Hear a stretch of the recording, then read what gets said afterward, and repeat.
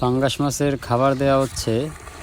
এখানে প্রায় 40 শতকের মতো একটা ঘের, 2000-এর মতো পাঙ্গাস এবং তেলাপিয়া আছে। তো এখানে বিভিন্ন সাইজের পাঙ্গাস থাকার কারণে বড় সাইজের পাঙ্গাসগুলো আগে খাবার খাচ্ছে এবং ছোটোগুলো খাবার পাচ্ছে না। এই জন্য আগামী সপ্তাহে কিছু বড় সাইজের পাঙ্গাস এবং বড় সাইজের তেলাপিয়া বিক্রি করা হবে।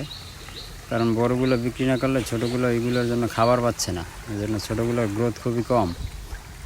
তাই ছোটোগুলা রেখে বড়গুলো বিক্রি করে দেবো আগামী সপ্তাহে।